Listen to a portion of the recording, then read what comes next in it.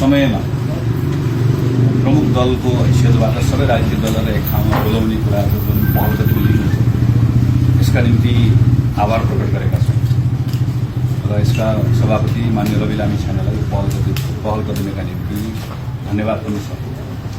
यो बेलामा नेपाली कांग्रेस पार्टीको तर्फबाट हामीले जे भूमिका निर्वाह गरिरहेका छौँ यो कुराको हामीले जानकारी पनि गरायौँ।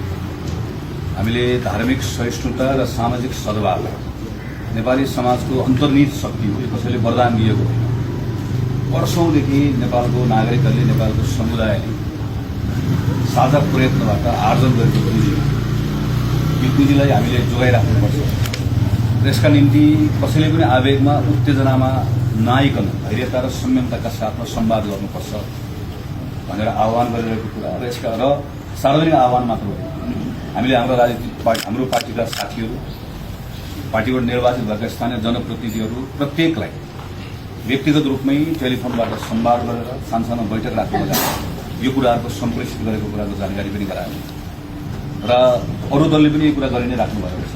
हामी आफ्नो दलले गरेको प्रयत्नलाई साझा प्रयत्न गरौँ र आज हामीले सामूहिक रूपमा यहाँबाट सबै नागरिकहरूलाई, सबै स्थानीय राजनीतिक कर्मीहरूलाई, प्रशासनलाई, प्रेसलाई सबैलाई आह्वान गरौँ एउटा हाम्रो पार्टीको तर्फबाट यो धारणा राखेका छौँ र यो क्रममा तल्लो तहमा सुनसरी लगायतका अरू प्रभावित जिल्लाहरूमा पनि यसै गरिकन सर्वदलीय प्रयासहरू गर्छौँ र कतिपय जिल्लाहरूमा जहाँ यी घटनाहरू पुरानो हाम्रो अनुभवहरू छ, कतिपय ठाउँमा अवांछित गतिविधिहरू हुन सक्ने सम्भावना छ, ती ठाउँहरूमा पनि घटनाहरू घट्छ भने नकुरो त्योभन्दा पहिले हाम्रो प्रोएक्टिभली प्रयासहरू गरौँ र यसका निम्ति नेपाली कांग्रेस पार्टीको तर्फबाट हाम्रो भूमिका हामी निर्वाह गर्छौँ भनेका छौँ।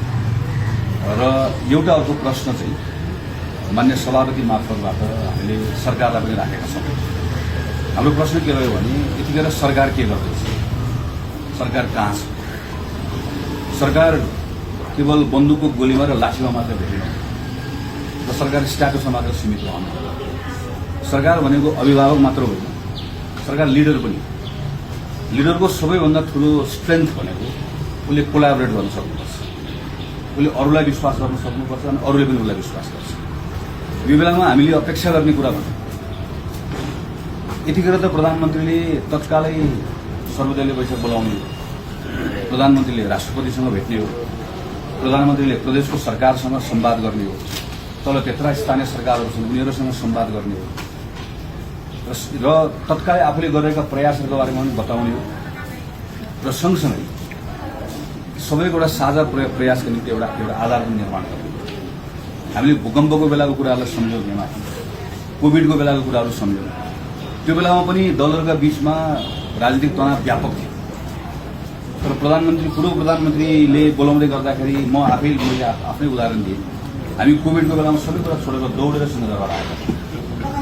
हिजो सुशील कोइराला प्रधानमन्त्री हुँदै गर्दाखेरिको अहिलेको यहाँ माथि आउनुभएको पूर्व प्रधानमन्त्री पुष्पकमल दाहाल भूकम्पको बेलामा सबै द्वेषहरू छोडेर दौडेर आउनुभएको। त्यो नेपालको राजनीतिक दलहरूको क्यारेक्टर र नेपालका सबै प्रधानमन्त्रीले अप्ठ्यारो परिवर्तन गर्दै आउनुभएको छ।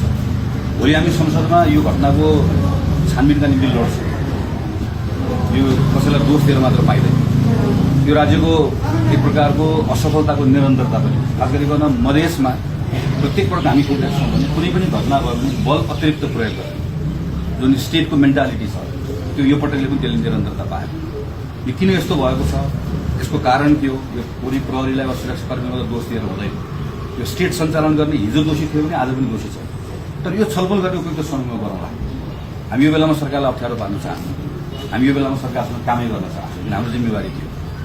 तर मैले अहिले माथि भने यस्तो बेलामा पनि प्रधानमन्त्रीले भाउ खाएर बस्नु, यस्तो बेलामा पनि प्रधानमन्त्री ठालु भएर बस्नु, यो बेलामा रिच आउट गर्नु पर्दैन, यो बेलामा सबैलाई जोड्ने प्रयास गर्नु पर्दैन र सबैको भएर सबैलाई समेटेर ल्याउने प्रयास गर्नु पर्दैन। गर्नुपर्छ भने हामी खान्छौँ र प्रधानमन्त्रीले गर्नुहोस् भन्ने हाम्रो चाहना, हाम्रो माग पनि छ र त्यसका निम्ति हामीले मान्य सभापति मार्फतबाट र मान्य प्रधानमन्त्री पनि आउनुभएको थियो र उहाँ मार्फतबाट सरकारलाई हाम्रो कुरा पुर्याइदिनुहोस् पनि भनेका छौँ। यो एउटा पक्ष हो। तर फेरि पनि अन्त्यमा चाहिँ हामीले हाम्रो पार्टीको तर्फबाट यो बेलामा सामाजिक सद्भाव, धार्मिक श्रेष्ठताका निम्ति हाम्रो भूमिका हामी निर्वाह गर्छौँ र हामी सबै अरू दलहरूसँग पनि मिलेर गर्छौँ भन्ने कुरा हामीले राखेका छौँ। सभापतिज्यूबाट